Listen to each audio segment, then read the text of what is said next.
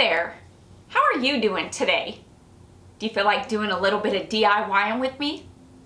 Come on in. Let's get started.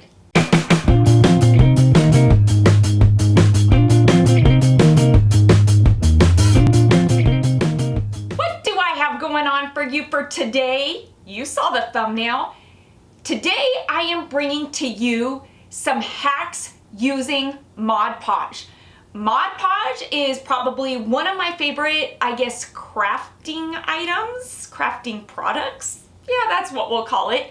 To DIY with. I use it often, but there are some hacks when using Mod Podge that make DIYing just a bit easier.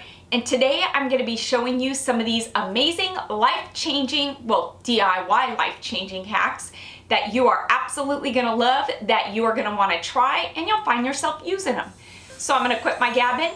Let's jump into it and let's do some Mod Podge DIYing. Let's do some Mod Podge hacks DIYing. Let me just show you some hacks using some Mod Podge. Let's get to it. This first hack, sure, it's been around for years. You can make your own homemade Mod Podge. There's no need to buy the brand name if you don't want to. Now, I like to store my homemade Mod Podge in a mason jar because it seals so tightly, so it's gonna last longer. There's no need to use an expensive white glue because Dollar Tree's got this nice large bottle of Jot glue that's gonna get the job done and work just as well. So I'm gonna go ahead and empty my glue into the mason jar, and I'm gonna add a 1/4 cup of water to my glue. I'm gonna stir. I'm gonna put that lid back on, give it a good shake to really incorporate that water and that glue together nicely. And just that easily, we made our own Mod Podge for $1.25. This next hack is a total game changer, and I'm gonna do it using these mini cutting boards that you can get at Hobby Lobby. This is a bamboo cutting board that I wanna say I paid about $1.50 for. I picked up a bunch of them. I'm gonna start off by giving this cutting board a nice good coating of some black chalk paint. I am using Waverly's ink. This isn't the hack though, wait for it. Once that base coat is good and dry, I'm gonna go in with some white chalk paint and I'm gonna give this cutting board a nice uneven coating of this over the black, and that's gonna help give it that rustic aged look that I love so much. For this next step, a printer is needed. I used an inkjet, any printer will work. I printed up this image and I mirror imaged it, reversed the image before I printed it.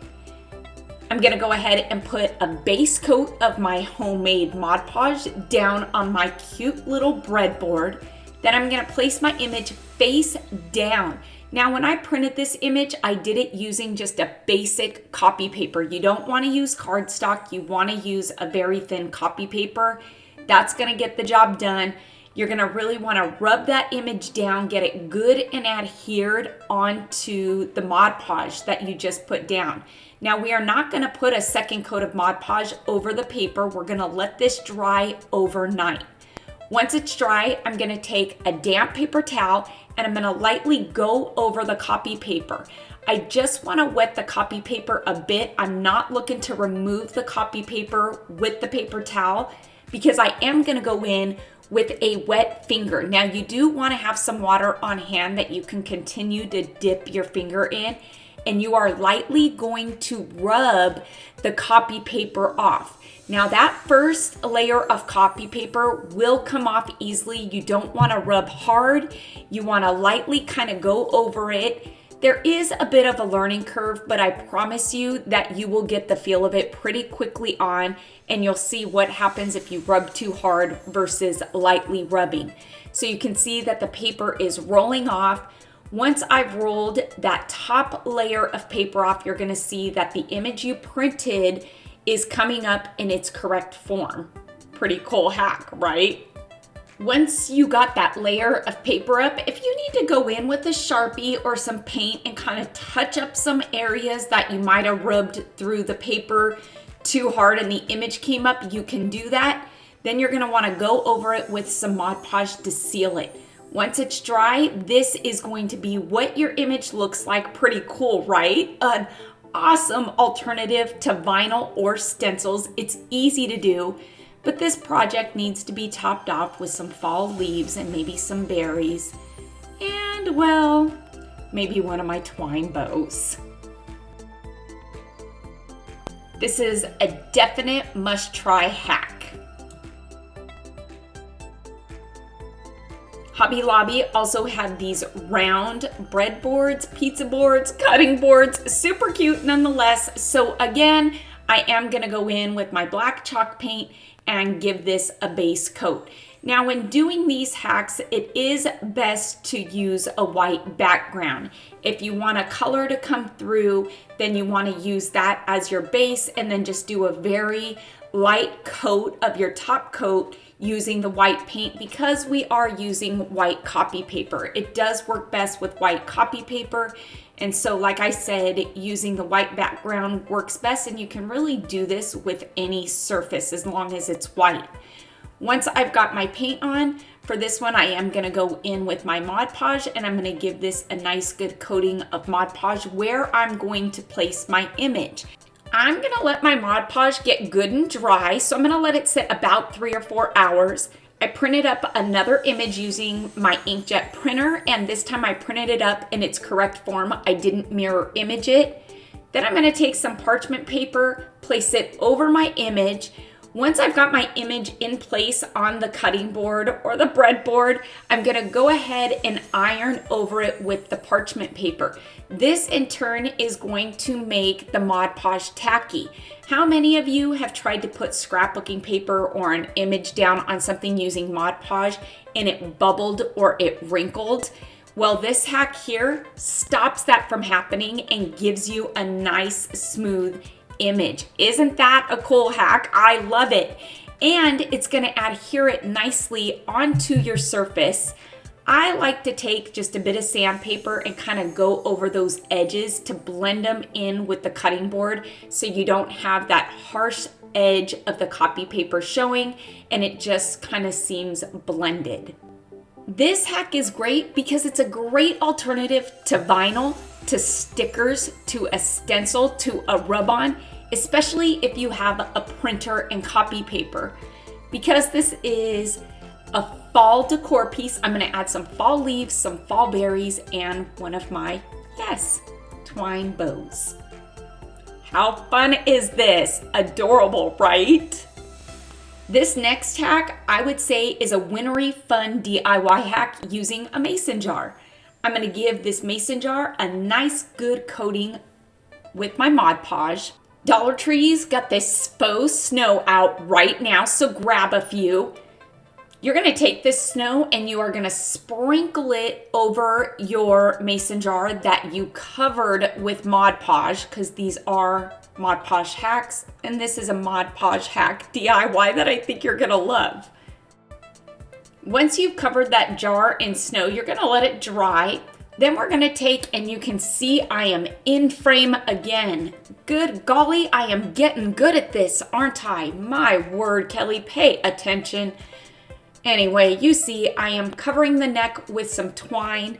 Then I'm gonna take some of these pine leaves that I had in my stash, glue them up there at the top with some red berries, because even though there's some fall left still, I'm gonna incorporate some wintry fun Christmas DIYs just like this one. And isn't this adorable? Perfect for a candle, quick, easy, and budget friendly. Now this next hack may not be for everyone, but is definitely for me. Dollar Tree has these elevated wood words. So I'm taking this hello one because it was one I had in my stash, so why not? It's all about working with what you have when you can. So to the front of this, I'm gonna give it a nice good coating of Mod Podge. Now some may say, I know where you're going with this, Kelly. We've all done this before, but wait for it, okay? Because I promise you, it's a pretty cool hack.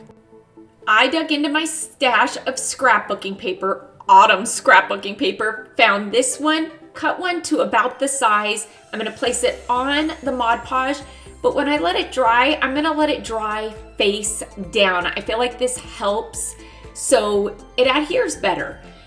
Once it is good and dry, I am going to take a straight edge razor and I'm gonna cut off as much of the excess scrapbooking paper as I can.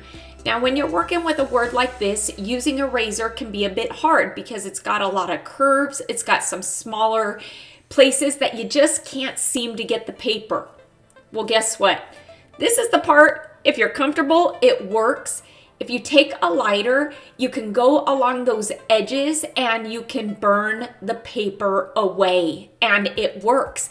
And it doesn't catch your piece on fire because the Mod Podge actually stops it. You can see here, just running it along the edges, it's not catching on fire because that Mod Podge stops it. I would suggest maybe doing this over a sink if you're doing it for the first time, or if you are worried, so that way if it does catch on fire or you're afraid it does, you can drop it in your sink and put water on it. But in my experience, I haven't had that problem, so I am comfortable with doing this. Now, this is not something any kids should do. Absolutely not. You definitely need to ask your parents to do this for you. Moving on. This is one of those, I guess, desk signs that I had in my stash from last year. So I'm gonna give it a nice good coating using some of Apple Barrel's chocolate sprinkle, my new favorite brown. Look at how gorgeous and rich this brown is. I'm using a sponge dabber because I have tried to paint these before, and typically they come out with lots of brush strokes and it takes a lot of coats to cover it. But if you use a sponge dabber, you're gonna get full coverage in just about one coat. So using a sponge dabber is the way to go, and you're gonna get some texture added to it. So it's a win-win. Look at how gorgeous that is, and it makes for the perfect stand for our hello sign. And of course, there is a theme to some of these DIYs, that fall and harvest theme. So I'm gonna go ahead and add these leaves, of course, add some berries, and this is the perfect finishing touch. But then I realized it needed stitching too, so I went ahead and added some stitching, and what a fun, easy piece this is. This next hack, hands down, one of my favorites. When working with burlap, it can be a bit frustrating because burlap, it frays. It's a woven material, so it's gonna fray. Even when you try to cut it and get a nice clean edge, it frays. This is a tightly woven burlap, it's gonna fray. The loose woven burlap, it frays even worse. And so it's really hard to use it without it fraying. But if you take some Mod Podge, now wait for it, okay, because there was so much more to this hack that you are going to love. And you just stiffen it by adding Mod Podge. This is going to stop your burlap from fraying, which then opens up so many possibilities and doors for DIYing with burlap. How many of you love burlap flowers, but you weren't sure how to make them? You didn't really know how to go about it? Well, if you go ahead and stiffen yourself up some burlap like I'm doing here, let it get good and dry. Oh wait, here I'm gonna show you just how clean you can get edges before I show you what I'm gonna do with it. Look at how perfect those edges are. You can cut it and it's not gonna fray. Even the loose woven burlap, you can do that with. Now, I make flowers out of my burlap all the time. I do not buy my flowers. These flowers here you can do using your Cricut if you have one, or you can do it using the Fiskars punches. Fiskars has a ton of flower punches in different sizes, in different types of flowers. These punches are very budget friendly.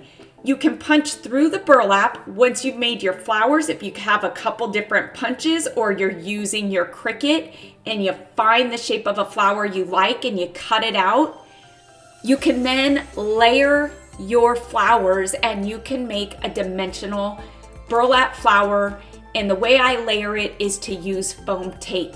Now, because your burlap is stiffened, you can shape your leaves if you want. You can bend them, you can curl them. I'm just showing you just how easily you can make this gorgeous flower just by stiffening burlap with homemade Mod Podge. Amazing, right? You could even make some fall leaves.